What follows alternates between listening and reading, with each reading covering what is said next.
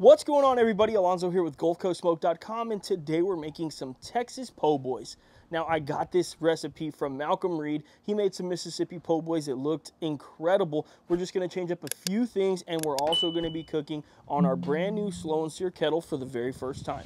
So let's get right into it. Today we're going to do everything outside because I got this side table with my Slow N Sear Kettle, and we're just going to utilize all the features that hopefully this will bring to the table. First, I'm going to get my Slow N Sear completely filled up with some B&B briquettes. And the reason I want to do this is just to make sure that everything is even here and I have enough space to give myself one wood chunk. So I'm probably going to take a few away because I know that that chunk's going to pop up a little bit and I want the grate to lay even. That's just really a personal preference. So now I'm going to take 10 briquettes from here and we're going to put this into a charcoal chimney and we're going to light these up. I'm going to light one B&B charcoal starter, then I'm going to put my charcoal chimney right on top. What this is going to allow me to do is throw these hot briquettes in a second into this voided space, and that's going to cause for a slow burn this way. We're also going to fill this with hot water in just a few minutes, but that's why I want some of these that are going to be hot. I usually pick out 10 briquettes, and the rest is going to slow burn. While our briquettes are getting nice and hot, we're going to start with about a 2.5 pound chuck roast, and this is what's going to be our pulled beef today. We're not going to put a binder or anything. We're just going to put some Southern Belle all over. And like I told you guys a bit ago, we're going to utilize this side shelf. We want to put this thing to the test. Make sure to get all sides. This is a prime chuck roast, and it cost me about $11. The price on them per pound is kind of expensive, to be 100% honest, but it's not a bad price overall for how much you get. Briquettes are almost done, so I'm going to put some hot, not boiling water into the water reservoir. I want to leave around an inch to the top. The reason I like doing this first is because over time I've found that my aim on this is not perfect, and I've actually splashed some hot briquettes too many times. Once our briquettes are nice and hot, we're going to put them right into our Slow N Sear.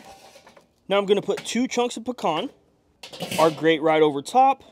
And that's what I was talking about. You see how the grate is not completely flipped over. I just like to make sure that it is as even as possible. There's plenty of heat here. I'm going to adjust my smoke hole to about halfway. This is the first time we're using this grill, so we're definitely going to learn it, but this is where we're going to start. And once our kettle's settled right in at 275 degrees, we're going to put the chuck roast opposite of the Slow N Sear. Okay, it's been 1 hour on this chuck roast, and I want to take a look and just see where we're at. So I'm still rocking right at 275 degrees on this Slow N Sear kettle. I did adjust that smoke hole a little bit, so I choked it back just a little bit more. I noticed it was creeping a little above 275. I choked it back, and then it dialed right back in. So it's been working like a dream so far. Let's take a look at the chuck roast. Let's see if we need to spritz it or what it's looking like. You can see that the chuck roast is looking incredible. The bark is definitely still a little bit wet. You can kind of see on my finger there's some of that seasoning. I'm not going to spritz it yet. It looks really good. Let's probably go another hour or so until we decide if it's time to wrap this and get this really nice and tender. But I'll say that so far, everything is working really well. I'm going to keep my eye on that water there, on that water reservoir. If I need to add some more hot water in a little bit, I will. But for now, it's good. You can see that we're slowly burning that way. We've already burned one piece of pecan. We have another one coming up, so we'll get a little bit more smoke here in a bit, but so far it's looking perfect. It's been 2 hours on our smoked chuck roast, and now we're going to check to see if the bark is set, look at the color, and we're hoping that it's time to wrap. We want to get this nice and tender in order to pull for those sandwiches a little bit later. So now looking at the color of this chuck roast, it looks really good. I'm curious what the temps are reading at, and my Thermopin is actually kind of messing up here, so I don't really know if I'm going to get one. There we go. Okay, so I'm just going to probe it real quick. We're around 166 degrees, and I can say that I like the way the bark is here. There's some renderings that are on top that didn't really allow the bark to set 100%, but that's completely okay. Let's get this into a foil pan, wrap it up. Now it's time to get it tender. Chuck roast into the foil pan, 1 stick of butter, a packet of au jus gravy, a packet of ranch seasoning. Now this is where we're going to be a little bit different than Malcom. He used pepperoncinis. We're going to use jalapenos, and also we're going to use some of the juice that's in this jar. About 1/4 cup of jalapeno juice, and we're also going to top with just a few jalapenos. Now we're wrapping this tightly with foil and then right back onto the grill until it's fork tender.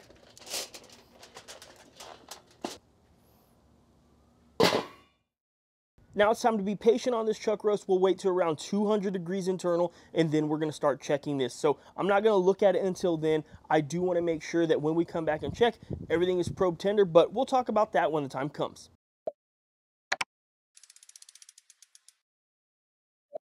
Okay, our ThermoWorks is telling us that this chuck roast is around 200 degrees. It seems like there might be a storm rolling in, so if there's a lot of wind, I'm sorry about that. But let's check this chuck roast. We need to see if it's probe tender, if it's time to take off. Now, one of the things I'll tell you guys is this smells so amazing. I wish you guys could smell it. Hopefully YouTube in the future gets that smell-o-vision, but let's just probe it, and you can see that that is probe tender.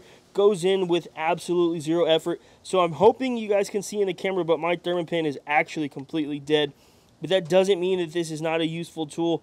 I'm able to tell that whenever I probe this meat, it is sliding in like absolute butter, and I know that this is ready to rock. So I'm going to take this off and let it rest for at least 30 minutes. Typically, I would maybe want to go a little bit longer, but my wife and I are really hungry, so around 30 minutes, this is just going to sit on our counter. It's not going to go into anything warm or anything like that. It's going to sit on our counter, and then we're going to pull it apart for these sandwiches. And after resting our chuck roast for around 30 minutes, I threw some of the au jus right over top. You can kind of see it pulling around here. And I don't have any gloves, so I'm just going to use some forks to start pulling this apart. But oh my gosh, you guys can see how tender that is. You can see that smoke ring right here that turned out just oh so incredible. And that right there is exactly what I want to see. Hopefully we get some nice smoke flavor. Let's go ahead and pull the rest of this up, and then we'll start making our Texas po' boy. And if there's any big pieces of fat that you guys don't want to eat, just take them out. It's no big deal at all. The one thing that I'll say about this that I'm noticing so far is it really did retain a lot of moisture. Putting that gravy packet in there, that ranch packet, a little bit of that jalapeno juice, I think really created a nice environment for this to go ahead and steam in. So that's why everything is just looking and feeling so tender, and it looks so juicy. And after all is said and done, when we used our fork to pull this apart, this is exactly what we've got left. And I'll tell you what, that smoke color, that smoke penetration really looks so beautiful on this chuck roast. I'm ready to start making some sandwiches. I'm going to get some close-up on this because you guys need to see how beautiful this looks, and then we're going to start making those Texas po' boys.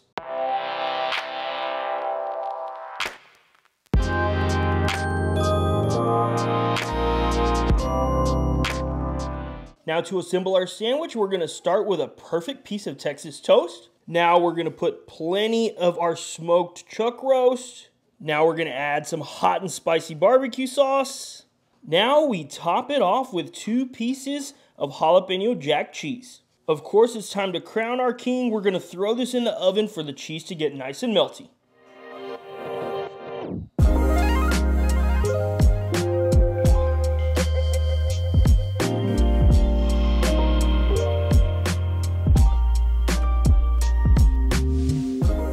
I've waited long enough. These Texas po' boys look absolutely incredible. My wife and I are both excited to try, so let's wrap this up. Ooey gooey cheese. Everything looks and smells incredible. That is unlike anything that I've eaten in quite a while. Honestly, that ranch packet seasoning and that au jus, that little bit of butter, it just gives it such a savory flavor. The cheese is incredible. The barbecue sauce is a perfect addition. The only thing I think I should have added here was some fried jalapenos. I'm sorry, not fried, but sauteed jalapenos. I think that would have been so good, but I have absolutely zero complaints. You guys have got to go. I'm going to eat the rest of these. Oh, by the way, we're going to start doing videos on Tuesdays and Saturdays now because NFL is back, and I just really want you guys to watch NFL football on Sunday or spend some time with your family on Sunday. So we're going to change where we're putting our videos, and it's going to be Tuesdays and Saturdays.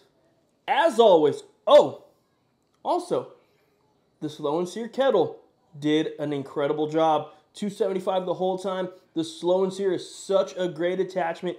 I'm going to go, though. I'm hungry. As always, we really appreciate you guys tuning into this video. Thanks, and we'll see you on the next one.